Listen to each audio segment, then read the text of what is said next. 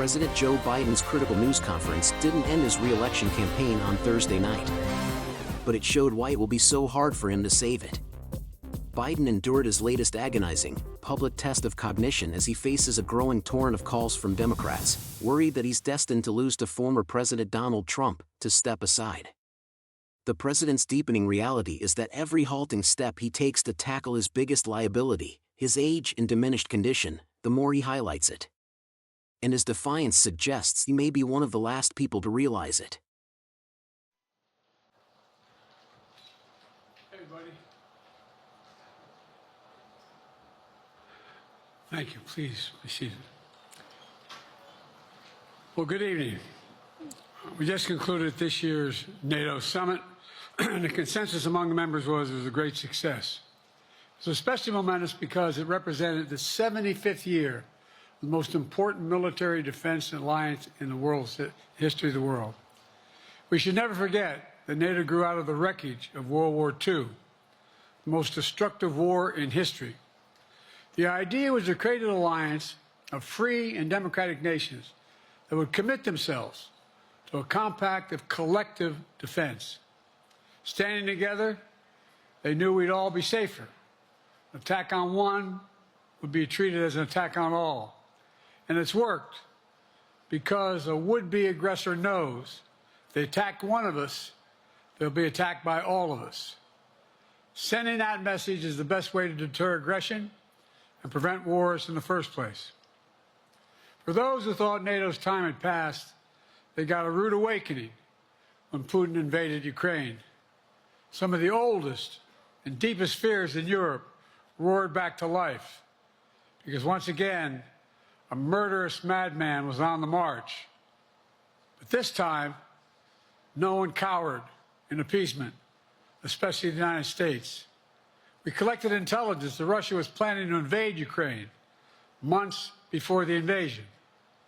I directed the intelligence community to be a significant amount of intelligence be declassified so I could start building an international coalition to oppose the invasion. Then in February, some of you remember, I warned the world that the invasion was imminent. I rallied a coalition of 50 nations from Europe to Asia to help Ukraine defend itself.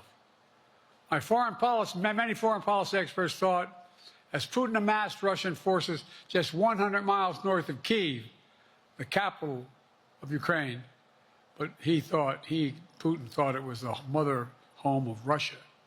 The capital would fall in less than a week. But the Ukrainian people, backed by a coalition to help build, stopped them.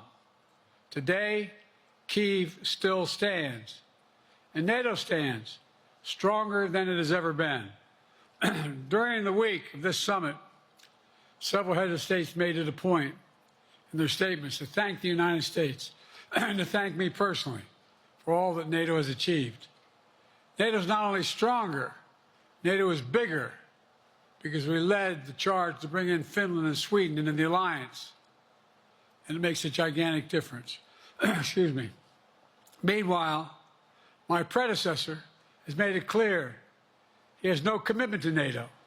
He's made it clear that he would feel no obligation to honor Article 5. He's already told Putin, and I quote, "Do whatever the hell you want." In fact, the day after Putin invaded Ukraine, here's what he said. It was genius. It was wonderful. Some of you forgot that, but that's exactly what he said. But I made it clear a strong NATO is essential to American security.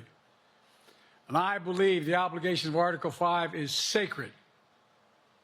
And I would remind all Americans, Article 5 is invoked only once in NATO's long history, and that was to defend America after 9/11.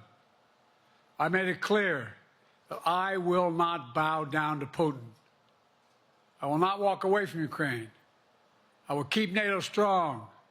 That's exactly what we did, and exactly what we'll continue to do. Now, the future of American policy is up to the American people. This is much more than the political question. It's more than that. It's a national security issue. Don't reduce this to the usual testament that people talk about, issues of being a political campaign. It's far too important. It's about the world we live in for decades to come. Every American must ask herself or himself, is the world safer with NATO? Are you safer? Is your family safer? I believe the American people know the answer to all those questions is yes. And I believe the American people understand that America is stronger because of our alliances. I believe the American consensus from Truman to Reagan to me still holds today. America cannot retreat from the world. We must lead the world. We're an indispensable nation, as Madeleine Albright wrote. Now let me turn to three other key issues. Just this morning, we had a great economic report showing inflation is down. Overall prices fell last month.